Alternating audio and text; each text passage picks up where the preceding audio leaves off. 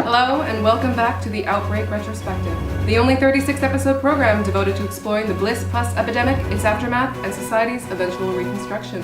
In this episode, we will be diving into the mind of the infamous Crake in an episode we like to call Nature or Nurture.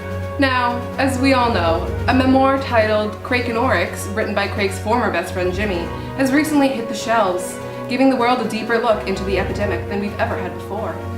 Was the thinning of society's numbers ultimately positive for the world, allowing more access to resources, less pollution, and giving the ever-pleasant Crakers a chance to integrate into our society? Was Crake all that bad? Come on, right? He's like, not even that bad. Or was Crake a heartless sociopath with the intent to commit genocide on a global scale under the guise of a helpful medication? Well, we'll just agree to disagree on that one, Sherilyn. Yeah, we will. Okay, moving on. Our actions later in life are the effect of the nature of our youth and the things we experienced in childhood. Is this the truth? All this and more will be discussed, dissected, disassembled, and disemboweled in Glenn, the early years.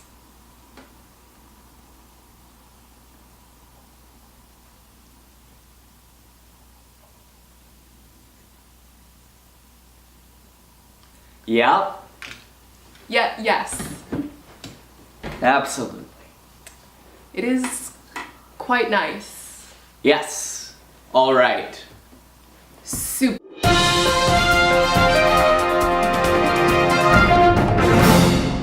Young Glenn was named after the famous Canadian pianist Glenn Gould. Our subject and his namesake both showed signs of genius from a young age. In Jimmy's memoir, he recalls his mother saying that Crake was different early on, and more like an adult than most adults. One could have a conversation with him, in which events and hypotheses were followed through to their logical conclusion. Crake obviously had an analytically advanced mind from a young age, and he could think in the grown-up matter we associate with adulthood. He lacked, however, the emotional intelligence of most adults. To further comment on Crake's adolescence, we welcome Dr. Gilsmere Galapagos, our psychiatric correspondent. Welcome to the show, Dr. Galapagos. Now, Gilsmere, what insights has Crake and Oryx given you on Crake's childhood? As we can see, Crake has always caused those around him to seek his approval, adults and children alike. Everyone wanted to see what was inside his head, to crack him up and to see what he was thinking. Yes. In the memoir, Jimmy says that Crake was always holding his energy in reserve for something more important than present company. This demonstrates the lack of importance he always placed on human connection. Jimmy says that people felt flattered by his regard, that he generated awe to those around him, and became addicted to his approval, as it was so specially dispensed. Crake's power over his peers could have led to this obsession with control, ultimately leading to his delusional belief that he had the ability to control the fate of mankind. And what effect did his parents have on his obsession with control? Wrong. Oh?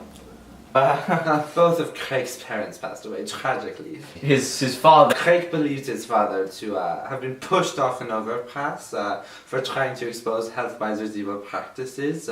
In the passage of Jimmy's memoir, in which Crake recounts the reasons for his father's death, we are able to see exemplified two important aspects of his character. First, his father's death was caused by corporate greed, as he was pushed off the bridge when he tried to exploit Healthwiser, as I stated earlier, for putting hostile bioforms into their vitamin pills in order to charge money for new cures.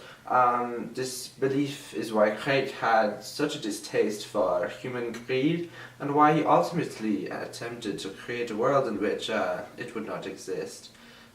Second, Crake had a certain admiration for Healthwiser's cunning, stating that they had a really elegant delivery system for their fabricated diseases. This created an interesting contradiction in Craig. He despised mankind's schemes and achievements, but could not help admire them. We here at the Outbreak Retrospective would like to extend a special thank you to Dr. Gilsmere for his insights. Next up, we have a special call-in interview with the author of the recently published Crake and Orcs, Jimmy, once known as Snowman before society's rebuilding. Jimmy, are you on the line? Yes, pal. Thank you for having me. Oh, it's our pleasure, Jimmy. Congratulations on the new novel, by the way. Thank you. Shall we dive in? Now, in the beginning of your novel, you detail the sorts of games and media that a young Crake and yourself used to consume. How do you think these things affected you both later in life? Good question, pal. Craig always loved games. It was through his experiences gaming that he chose the moniker that we all know him by today. As I say here in the book, Craig would get fixated on a game. He would want to play it and perfect his attack until he was sure he could win. His attitude while playing games extended to every aspect of his life.